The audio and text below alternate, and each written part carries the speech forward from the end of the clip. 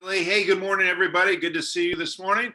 We are back, Module 4, evaluating financial performance.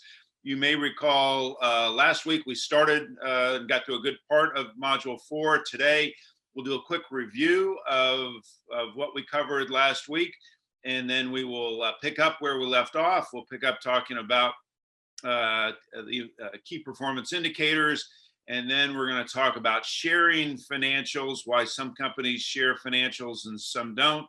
And then we're going to talk about financial planning, budgeting, and I'll share with you a template that we've created to help you do budgeting for your company. And then we'll finish off today talking about the financing of a company's growth. How do we finance our growth, and what are our options? What are some risks that we face? And that's then we'll finish that up.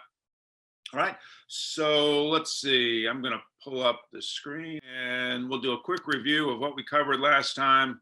See if I can find it here. Yep, there we go. There we go. So we start off with a quote from Ernest Hemingway's book, How Did You Go Bankrupt? Very slowly, then all of a sudden, related that to what happens with many small businesses, very similar fashion. Talked about the most important financial goals. Pop quiz, what are they? Profitability and solvency. As we're looking at the financial statements that we reviewed last week, at the highest level, two things that we're most interested in is how profitable are we? What return am I getting on my investment into my assets, my investment in terms of my equity? Am I getting a sufficient return on investment? And then secondly, and equally important, is how solvent is my company? Am I generating, do I have enough cash? Am I generating enough cash?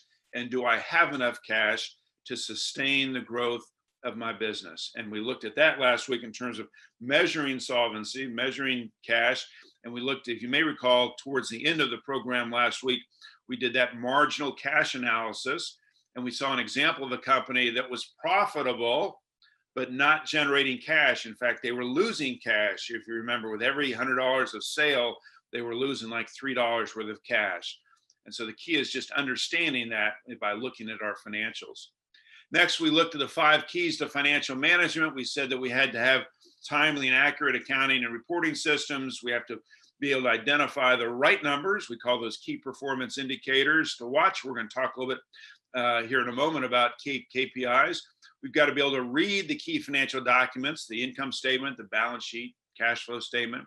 We have to be able to manage cash flow, the stream of cash inflows, cash outflows. We want to be able to manage those appropriately.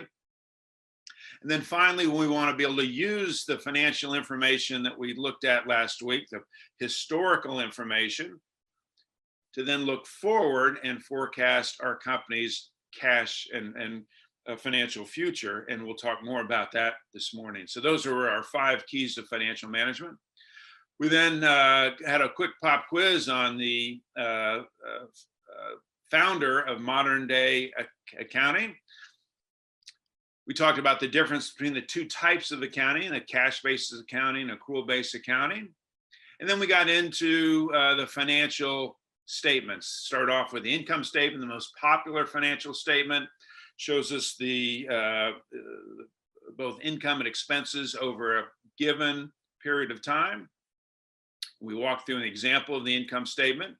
We then took a look at the balance sheet. A balance sheet is a statement of your assets, the things that you own, liabilities, the monies that you owe, and your net worth. Sometimes we call that equity at a particular point in time. So remember, we said income statement was like a video of a company's financial performance over time. Balance sheet is a snapshot of our assets, liabilities, and net worth at a particular point in time.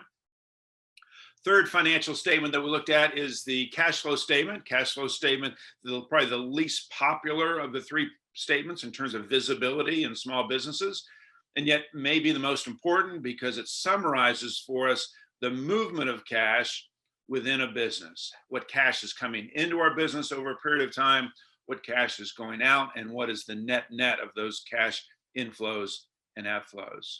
Those are the 3 financial statements that we looked at. We then looked at about a dozen different financial ratios. We calculated those ratios given an income statement and a balance sheet. We calculated them. We talked about the importance of looking at how they're trending over time. How do they compare to industry averages? And how do they compare to our budget, to our financial plan? Three things that we want to look at when using financial ratios. And you should have gotten last week access to that ratio tool. I hope some of you took the time to plug your financials in and calculate those ratios, see what your ratios are. And then we looked at the, as Rick brought up, we looked at the Z-score. We looked at how the Z-score is calculated. And again, I hope that some of you, or all of you, had a chance to calculate your company's Z-score to see where it is today. And again, how is it trending over time? Speaking of trending, we talked about the importance of looking at our numbers over time. And we compared the traditional chart that we oftentimes use to track whether it's revenue, profit, any other key performance indicators, versus what is a better way of tracking, and that is using what's called the trailing 12-month charts. And this is an example of what trailing 12-month chart might look like.